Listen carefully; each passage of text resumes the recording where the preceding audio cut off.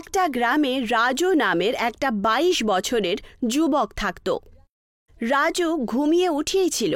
তক্ষুনি তার বাবা মোহন তার কাছে এসে তাকে রাগের চোটে দেখতে শুরু করে। কি হলো বাবা, সকাল সকাল এরকম রেগে রেগে কথা বলছো কেন? রাজু, তোর জন্য আমি বিরক্ত হয়ে যাচ্ছি। আরে আমি এখন আবার কি করলাম? কতবার আমি তোকে বলেছি যে কাজে আমাকে একটু সাহায্য করতে বলেছি তো, কিন্তু সব সময় তুই টোটো করে ঘুরে বেড়াবি আর কোনো কাজ করতে পারিস না। আরে তুমি কি কথা বলছো বাবা? তুমি তো ভালো করেই জানো যে আমার স্বপ্ন কত বড় বড়। হ্যাঁ হ্যাঁ, খুব ভালো করেই জানি আমি তুই আর তোর এই আজে বাজে স্বপ্ন যেটা কখনো পূরণ হবে না। সে তোমার যা বলার তুমি এখন বলে দাও বাবা, কিন্তু দেখো যেই দিন আমার দুবাইয়ে চাকরিটা লেগে যাবে না, সেই দিন আমাকে নিয়ে তোমার গর্ব হবে। তুমি 1 নম্বরের বোকা একটা ছেলে রাজু, বুঝলি? আরে নিজের দেশে এত পয়সার কি কমতি আছে যে তুই বিদেশে যাওয়ার স্বপ্ন দেখিস? হ্যাঁ, সে তুমি যাই বলো না বাবা, কিন্তু আমি তোমার এই ফুচকার দোকানে বসবো না, ঠিক আছে? এইটুকু বলে রাজু নিজের বাড়ি থেকে বাইরে বেরিয়ে আসে। তক্ষুনি সে প্রীতিকে দেখতে পায়। সে ডাকে। প্রীতি রাজুর প্রেমিকা ছিল। রাজু, আরে রাজু, কোথায় যাচ্ছ তুমি? আমি তোমার কাছে আসছিলাম। প্রীতি, আমি এখন কথা বলার মুডে একদম নেই, বুঝলে? আরে সকাল সকাল তোমার কি হয়েছে বলো? কি হয়েছে? আরে যখন দেখো বাবা সব সময় আমার বকতে থাকে। উনি তোমার কাছে ভুল ধরেই বলছেন রাজু। উনি তো চাইছেন যে ওনার কাজে তুমি সাহায্য করো, তাই না? আরে ফুচকা বিক্রি করতে চাই না আমি। এখন তুইও সকাল সকাল জ্ঞান দিস না তো আমাকে। সেসব কথা ছাড়ো রাজু, তোমার জন্য একটা সুখবর এনেছি। খুশির খবর মানে? তুমি তো জানোই আমার বাবার কন্ট্যাক্ট দুবাই পর্যন্ত আছে। কাল আমার বাবার বন্ধু, যিনি দুবাইয়ে অনেক বড় শেখ, ওনার কাছে অনেক টাকা আছে, এখানে আসছেন। প্রীতির কথা শুনে রাজুর চেহারা থেকে রাগ উধাও হয়ে যায়, আর তার চেহারায় একটা হাসি দেখতে পাওয়া যায়। সত্যি প্রীতি? হ্যাঁ, আমি সত্যি বলছি। আমি তোমাকে কাল ওনার সাথে দেখা করাবো। পরের দিন দুপুর বেলা প্রীতি হাসি খুশি দৌড়তে দৌড়তে রাজুর বাড়িতে আসে। আরে প্রীতি, কি হলো? তোমাকে দেখে যে এত খুশি মনে হচ্ছে, কি ব্যাপার? বুদ্ধু, তোমার জন্য খুশি। বাবার বন্ধু শেখ আমাদের বাড়িতেই আছেন, তুমি তাড়াতাড়ি চলো। কিন্তু প্রীতি, ওনার সামনে খালি হাতে কি করে যাব? ওনার জন্য কোনো উপহার নিয়ে যাওয়াটা দরকার, তাই না? যাতে সেই উপহার দেখে ও খুশি হতে পারে। এই কথাটা তো তুমি একদম ঠিক বলেছ। তক্ষুনি প্রীতির মাথায় একটা আইডিয়া আসে। আরে তোমার বাবার ফুচকা তো অনেক দূর দূর পর্যন্ত প্রসিদ্ধ। তুমি নিজের বাবার ফুচকাই ওনার জন্য নিয়ে যাও না। আর এমনিতেও এই শেখরা খাবার দাবারের খুব শৌখিন হয়। তুমি অন্য কোনো জিনিস পেলে না? আর এত তাড়াহুড়োয় ওনার জন্য এটাই ঠিক হবে। আচ্ছা ঠিক আছে, চলো।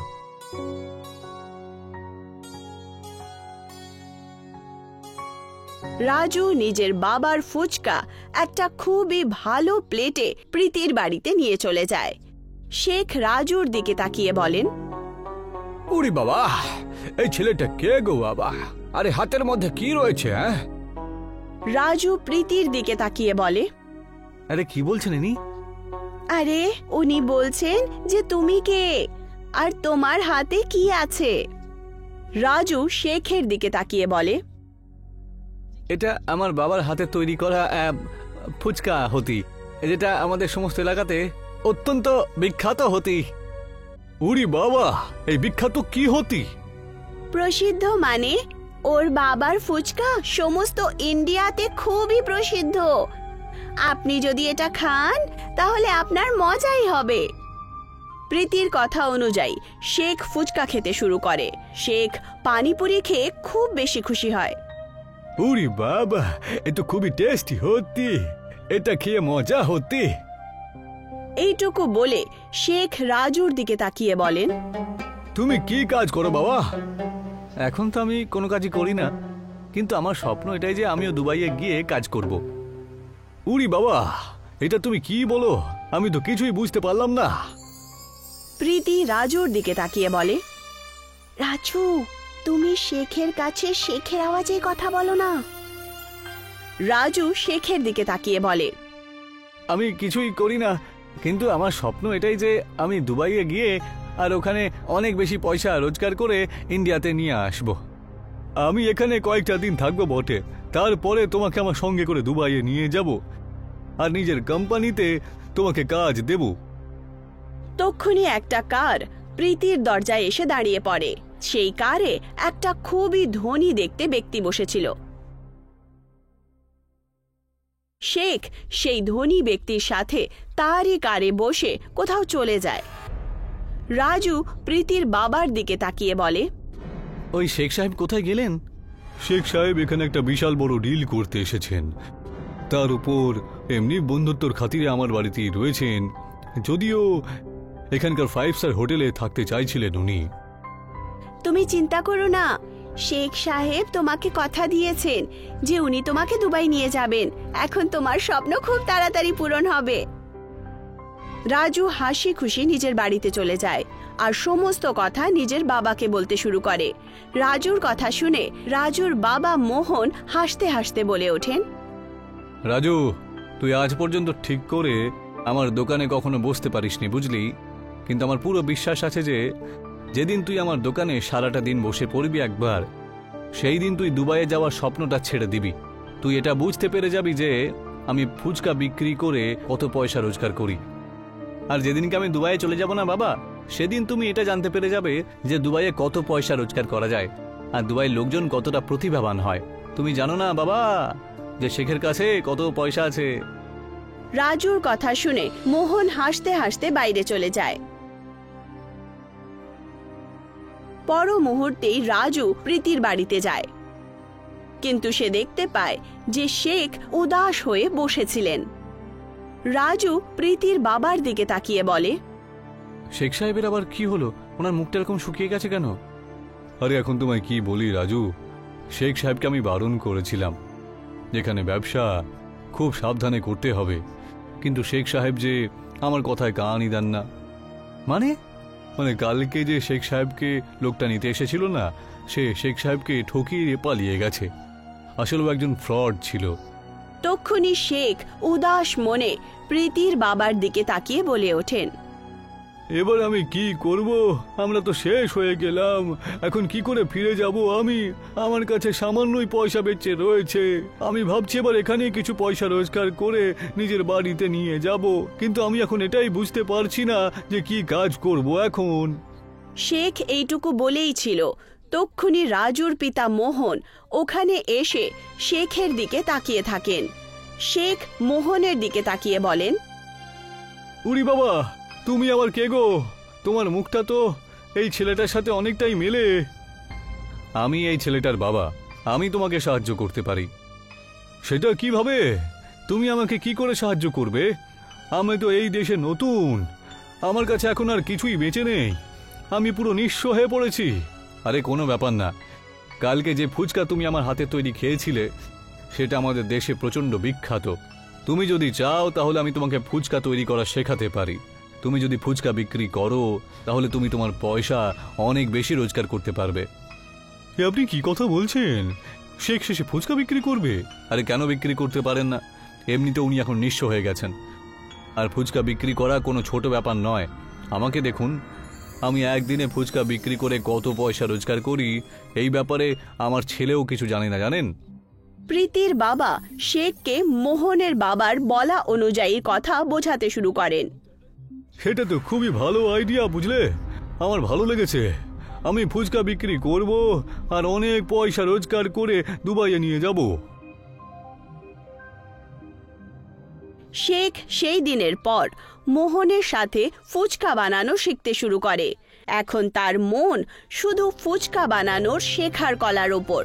এই সব কিছু দেখে রাজু প্রীতিকে বলে, এ কি প্রীতি, আমি তো শেখ সাহেবের সাথে দুবাইয়ে যাওয়ার প্ল্যান করছিলাম, কিন্তু শেখ সাহেব তো আমার এই বাবার কাছে ফুচকা কি করে তৈরি করতে হয় শিখতে শুরু করলো, যেটা আমি একেবারেই পছন্দ করি না।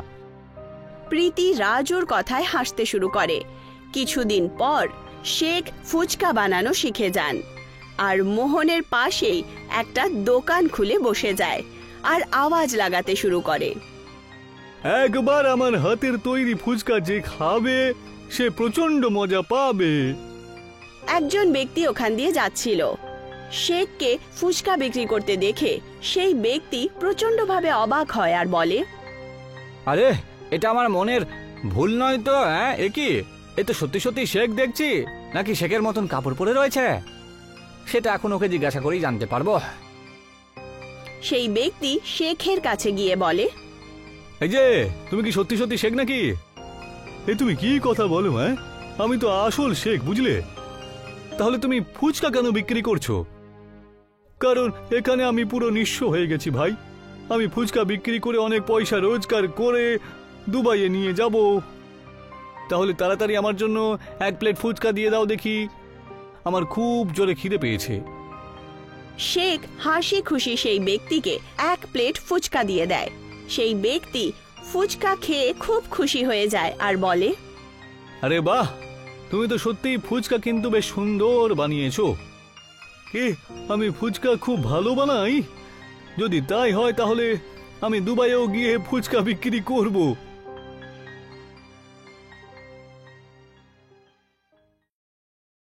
কিছুদিনের মধ্যেই শেখের দোকানে অনেক গ্রাহকের ভিড় জমা হয়ে যায়। যে কোনো ব্যক্তি যদি শেখকে ফুচকা বিক্রি করতে দেখে নেয়, তখন তারা সঙ্গে সঙ্গে শেখের দোকানে ফুচকা খাওয়ার জন্য চলে আসে। শেখ ফুচকা বিক্রি করতে করতে অনেক সময় হয়ে যায় আর তার কাছে টাকার ভান্ডার জমা হয়ে যায়। শেখ হাসি খুশি মোহনের কাছে চলে যায় আর বলে, আমার সাথে যে ঠকানো হয়েছিল না, তখন আমি বুঝলাম যে ইন্ডিয়ার মানুষজন একেবারে ভালো নয়, কিন্তু তুমি আমাকে সাহায্য করলে। তোমার এই উপকার আমি কখনো ভুলবো না। এ আপনি কি কথা বলছেন? আমরা সবসময় ভারতীয়রা আমাদের দেশে যে অতিথিরা আসেন তাদেরকে সাহায্য করি।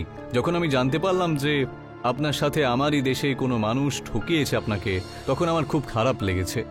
সেই জন্য আপনাকে সাহায্য করার কথা ভাবি, যাতে আপনি আপনার মনের মধ্যে আমার দেশের ব্যাপারে কোনো নোংরা ভাব নিয়ে যান। এখন আমার কাছে এত পয়সা আছে, আমি আমার দেশে আবার ফিরে যেতে পারি। আর আমি ওখানেও ফুচকা বিক্রির একটা বিশাল বড় রেস্টুরেন্ট খুলে বসবো ভাবলাম। আর আমি চাই যে ওই রেস্টুরেন্টের নাম হবে তোমার নাম দিয়ে, বুঝেছো? সে আপনার যা ইচ্ছে আপনি করেন। তক্ষুনি ওখানে রাজু চলে আসে।